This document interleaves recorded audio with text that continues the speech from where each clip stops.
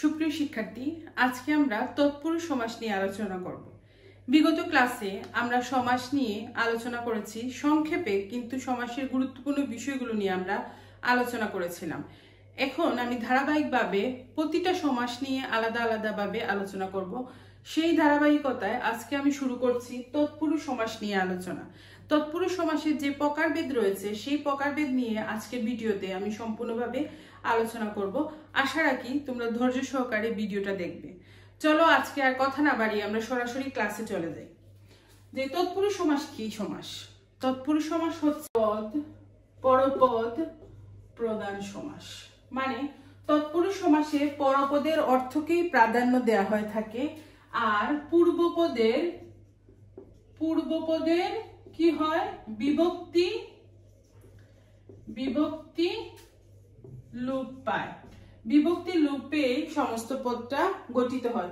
তাহলে তৎপুরুষ সমাস নির্ণয়ের জন্য আমাদেরকে কি করতে হবে? প্রথমেই সমস্ত পদটা নিয়ে আমাদেরকে দেখতে হবে যে এখানে কোন পদের অর্থের প্রাধান্য রয়েছে, পরপদের প্রাধান্য আছে কিনা। যদি পরপদের প্রাধান্য হয়ে থাকে, আমরা কনফার্ম হয়ে যাই, তাহলে আমরা যাব যে এর পূর্বপদের সাথে বিভক্তি যুক্ত করা যায় কিনা। কারণ সমস্ত পদে বিভক্তি থাকে না, আমরা যেটা পাই সেটা হচ্ছে সমস্ত পদ, আর এটাতে বিভক্তি থাকে না। তাহলে এই শব্দটাই সমস্ত পদটা নিয়ে তার পূর্বপদে আমরা চেষ্টা করব বিভক্তি যুক্ত করতে। যদি আমরা বিভক্তি যুক্ত করতে পারি, সেই বিভক্তিগুলো আছে যে দ্বিতীয়া, তৃতীয়া, চতুর্থী, পঞ্চমী, সপ্তমী, এর অনুসারে তার নামকরণ হয়ে থাকবে।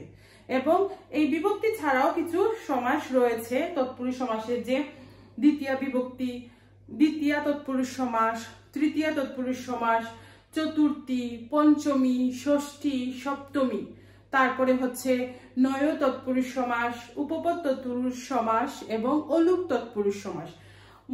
মূলত তৎপুরুষ সমাস হচ্ছে 9 প্রকারের। আমরা ধারাবাহিকভাবে আজকে সবগুলো সমাস নিয়ে, মানে তৎপুরুষ সমাস নিয়েই আমরা আলোচনা করব। তার আগে আমরা মোটা দাগে যে তৎপুরুষ সমাস সেটা নিয়ে আলোচনা করি। সেটা হচ্ছে পরপদের অর্থের প্রাধান্য পাবে, পূর্বপদের বিভক্তি লোপ হবে।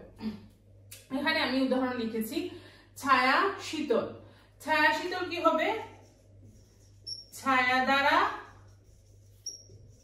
শীতল। আচ্ছা, এখানে এই যে সমস্ত পদটা পাওয়ার পরেই আমরা দেখতে পাচ্ছি এটার অর্থকেই প্রাধান্য দেওয়া হচ্ছে, শীতলকেই বোঝানো হচ্ছে, যে ছায়া পরিবেশটাকে শীতল করে তুলেছে। তাহলে আমরা যখন সমস্ত পদটা পাচ্ছি, এখানে এই বিভক্তি, এই দ্বারা বিভক্তিটা নাই, কিন্তু আমরা এই ছায়ার সাথে দ্বারা বিভক্তিটা যুক্ত করতে পারি, বিদায় এটা হচ্ছে তৎপুরুষ সমাস। কোন তৎপুরুষ সমাস আমরা সেটা পড়ে যাব। এখন আসি রথ দেখা। হ্যাঁ, রথ দেখা, এখানে দেখাকে প্রাধান্য দেওয়া হচ্ছে। আর এখন দেখি আমরা রথের সাথে কোনো বিভক্তি যুক্ত করা যায় কিনা। হ্যাঁ, যায়, রথকে দেখা। আচ্ছা, এরপরে বিদ্যালয়। বিদ্যালয় কি? এখানে আলোকে প্রাধান্য দেওয়া হচ্ছে, অর্থাৎ পরপদের অর্থে প্রাধান্য রয়েছে। তাহলে বিদ্যার সাথে কি বিভক্তি যুক্ত করা যায় কিনা দেখি। হ্যাঁ, বিদ্যার জন্য আলোয়, তাহলে তো বিদ্যার জন্য আলোয় হলে বিভক্তি যুক্ত করা যাচ্ছে। তাহলে তৎপুরুষ সমাস হচ্ছে সেই সমাস যে সমাসে পরপদের অর্থের প্রাধান্য থাকবে এবং পূর্বপদের সাথে সমস্ত পদের যে পূর্বপদ আছে সেই পূর্বপদের সাথে বিভক্তি যুক্ত করা যাবে, কারণ হচ্ছে তার বেশ বাক্যে বিভক্তি যুক্ত থাকে। তাহলে এটা আমরা বুঝতে পারলাম তৎপুরুষ সমাসের সাধারণ যে নির্ণয় করার বিষয়, সেটা এখানে আমরা আলোচনা করলাম। এখন আমরা চলে যাব তৎপুরুষ সমাসের প্রকারভেদ নিয়ে। তৎপুরুষ সমাস কয় প্রকার? তৎপুরুষ সমাস হচ্ছে 9 প্রকার। দ্বিতীয় তৎপুরুষ সমাস, তৃতীয়া, চতুর্থী, পঞ্চমী, ষষ্ঠী, সপ্তমী, তারপরে হচ্ছে নয় তৎপুরুষ সমাস, তারপরে হচ্ছে উপপদ তৎপুরুষ সমাস, আর হচ্ছে অলুক তৎপুরুষ সমাস। হ্যাঁ, তাহলে দ্বিতীয় তৎপুরুষ সমাসে বিভক্তি কি? কে এর বিভক্তি যুক্ত হয়। তৃতীয় তৎপুরুষ সমাসে দ্বারা, দিয়া, কর্তৃক। চতুর্থীতে কে জন্য নিমিত্ত। পঞ্চমীতে হচ্ছে হতে, থেকে, চেয়ে। পঞ্চমীতে হতে, থেকে, চেয়ে। ষষ্ঠীতে র, এর, এবং সপ্তমীতে এ অন্তস্থ তে। আর নয় তৎপুরুষ সমাস, উপপদ তৎপুরুষ সমাস, আর হচ্ছে অলুক তৎপুরুষ সমাস। তাহলে আমরা আর কথা না বাড়িয়ে ধারাবাহিকভাবে আলোচনায় চলে যাই। প্রথমেই আমরা আলোচনা করব দ্বিতীয়া তৎপুরুষ নিয়ে। দ্বিতীয় তৎপুরুষ হচ্ছে বেশ বাক্যে দ্বিতীয় বিভক্তি কে রে থাকবে, কিন্তু সমস্ত পদে তা লোপ পাবে।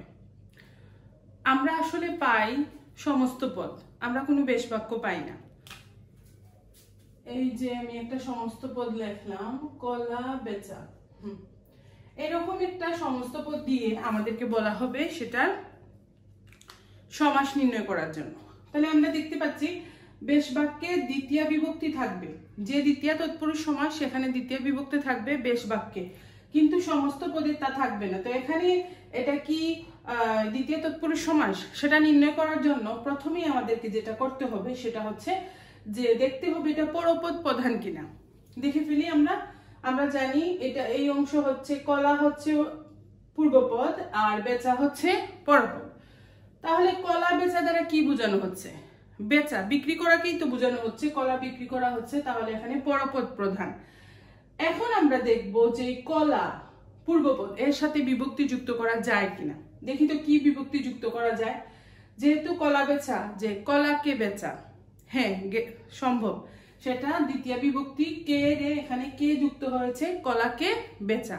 তাহলে এই সমস্ত পদটা হচ্ছে দ্বিতীয় তৎপুরুষ সমাস। ঠিক এইভাবে আমরা বলতে পারি যে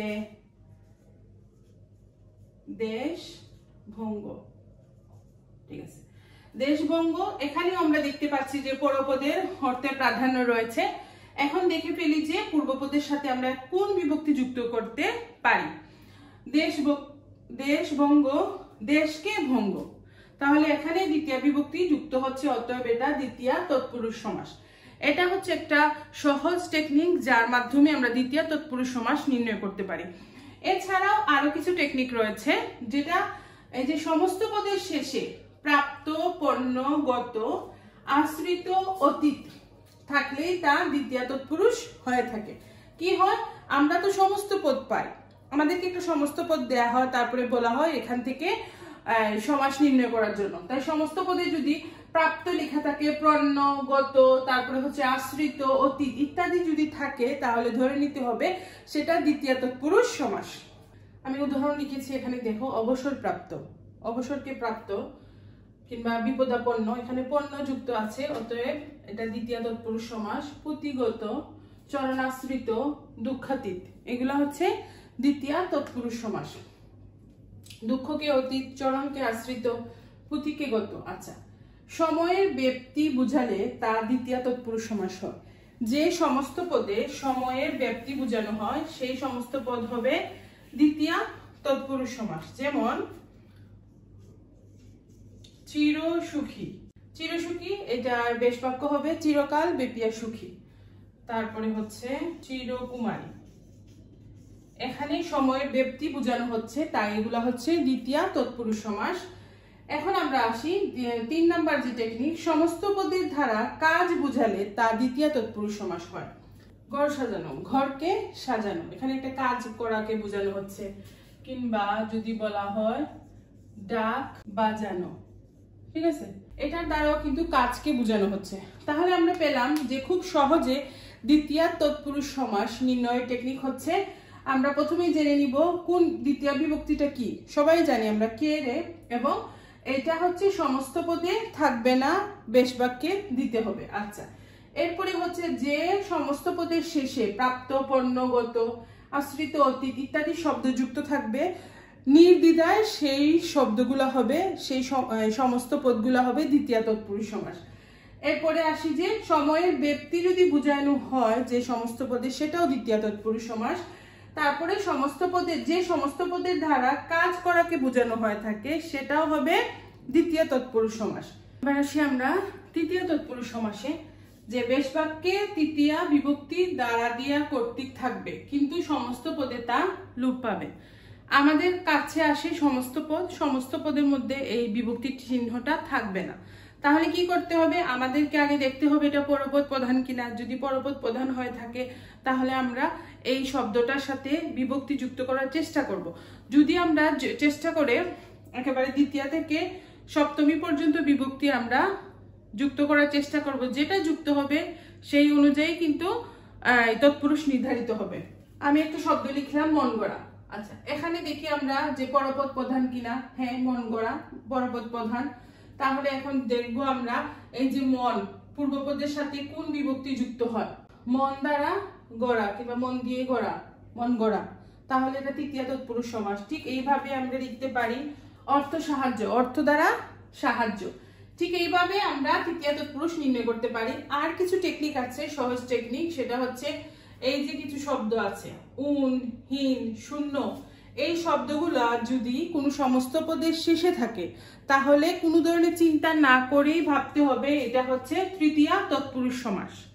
যেমন এখন হচ্ছে একটা তৃতীয় তৎপুরুষ সমাস, এখানে উন যুক্ত হয়েছে এক দ্বারা উন, ঠিক আছে, এটা দ্বারা হচ্ছে তৃতীয় তৎপুরুষ সমাসকে বোঝানো হচ্ছে। কিংবা যদি এরকম একটা জ্ঞান শূন্য লেখা হয়ে থাকে তাহলে সেটা দ্বারাও কিন্তু তৃতীয় তৎপুরুষ সমাসকে বোঝানো হয়। জ্ঞান দ্বারা শূন্য, বিদ্যাহীন, যদি আমরা লিখি বিদ্যাহীন, বিদ্যা দ্বারা হীন, তাহলে এই যে হীন, হীন শব্দটা, হীন যে পরপদে যুক্ত হয়েছে কিংবা এখানে উন যুক্ত হয়েছে, এখানে শূন্য যুক্ত হয়েছে, এই শব্দগুলো দ্বারাই, এই শব্দগুলো যদি আমাদের মনে থাকে, মনে রাখতে পারি, তাহলে সহজেই আমরা তৃতীয় তৎপুরুষ সমাস নির্ণয় করতে পারবো। এরপরে চলে আসি আমরা উপকরণবাচক বিশেষ্য পদ পূর্বপদে বসলেও তৃতীয় তৎপুরুষ সমাস হয়। যদি পূর্বপদে উপকরণবাচক কোনো বিশেষ্য পদ বসে থাকে তাহলে সেটাও তৃতীয় তৎপুরুষ সমাস হবে। এখানে যে হীরক, এটা পূর্বপদ, এটা হচ্ছে পূর্বপদ, আমরা জানি এটা পরপদ। এই পূর্বপদে যে হীরক, একটা উপকরণ যুক্ত হয়েছে, এই জন্য এটা তৃতীয় তৎপুরুষ সমাস হীরক দ্বারা মণ্ডিত। কিংবা যদি বলা হয় চন্দন দ্বারা চর্চিত, এই যে চন্দন, চন্দন একটা উপকরণবাচক বিশেষ্য, এই জন্য এটা তৃতীয় তৎপুরুষ সমাস হবে। তাহলে আমরা সহজে যেটা মনে রাখতে পারি সেটা হচ্ছে উন, হীন, শূন্য, এই ধরনের শব্দ যদি পরপদে যুক্ত থাকে তাহলে সেটা হবে তৃতীয় তৎপুরুষ সমাস। আবার পূর্বপদে যদি উপকরণবাচক বিশেষ্য পদ মানে নামপদ যদি যুক্ত হয়ে থাকে তাহলে সেটা হবে কি হবে, তৃতীয় তৎপুরুষ সমাস হবে। আর তৃতীয় তৎপুরুষ সমাসের যে বিভক্তি সেটা আমাদের মনে রাখতে হবে দ্বারা দিয়া কর্তৃক। এই হচ্ছে তৃতীয় তৎপুরুষ সমাস। এবার আসি আমরা চতুর্থী বিভক্তিতে। বেশ বাক্যে চতুর্থী বিভক্তি কে, জন্য, নিমিত্ত থাকবে, কিন্তু সমস্ত পদে তার লোপ পাবে। আর আমরা বরাবরই বলেছি আমাদের সামনে আসে সমস্ত পদ, আমাদের সামনে কোনো বেশ বাক্য আসে না, আমাদের নিজেদের কি বেশ বাক্য বের করতে হয়, লিখতে হয়।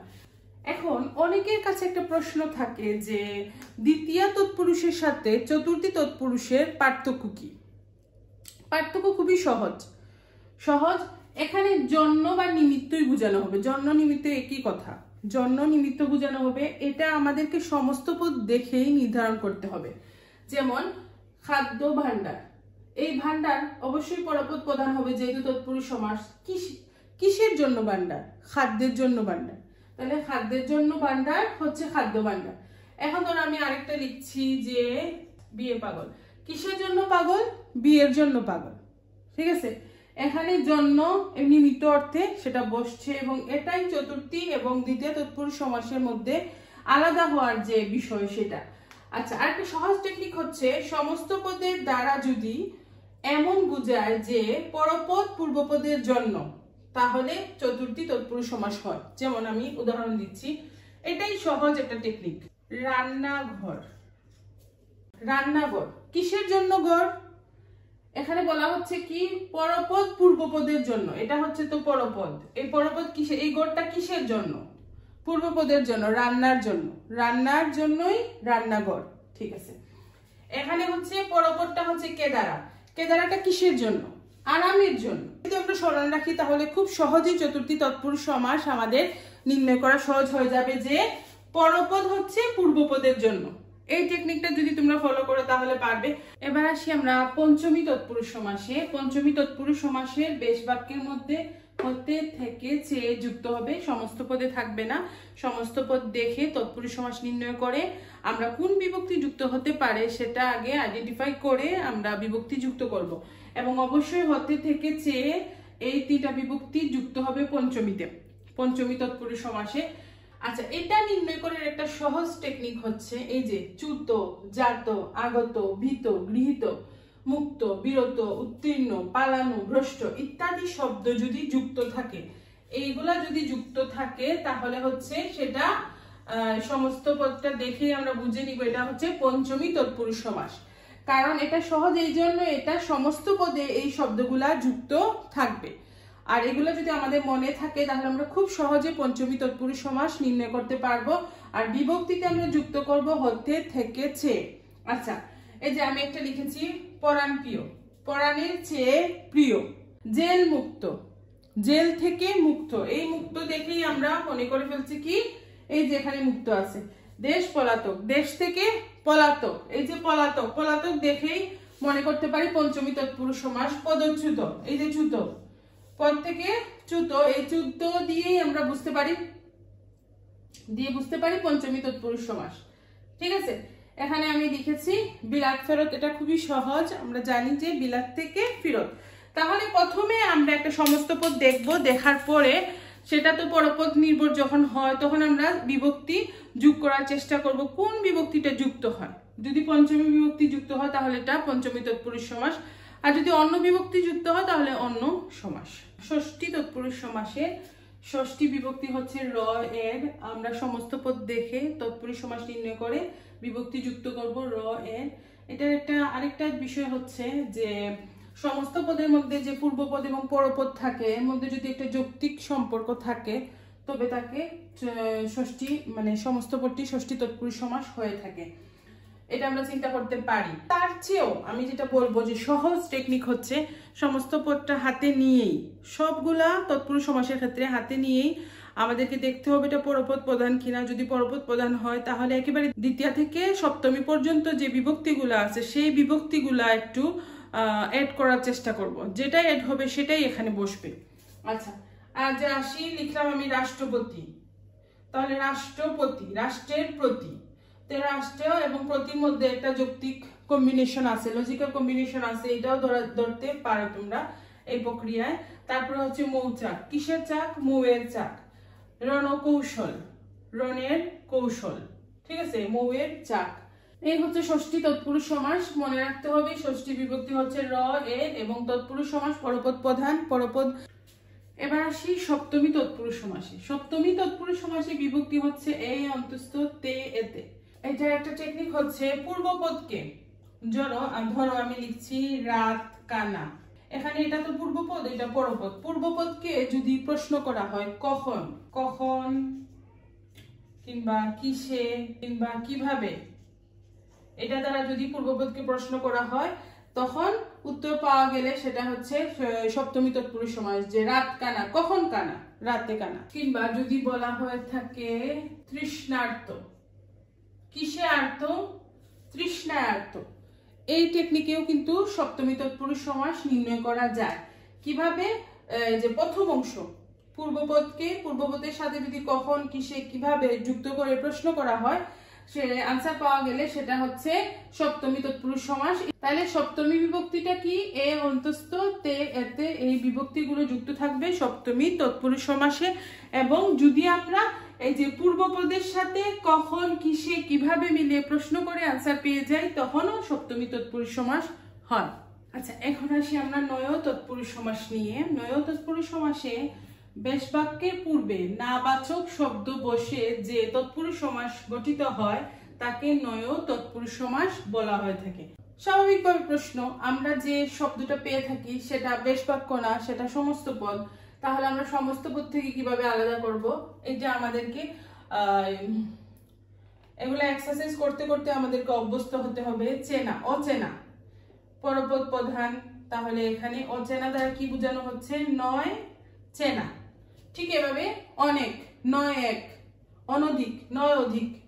পরপদ প্রধান যে নাবাচক যে শব্দগুলো রয়েছে সেই শব্দগুলোই হচ্ছে নয় তৎপুরুষ সমাস।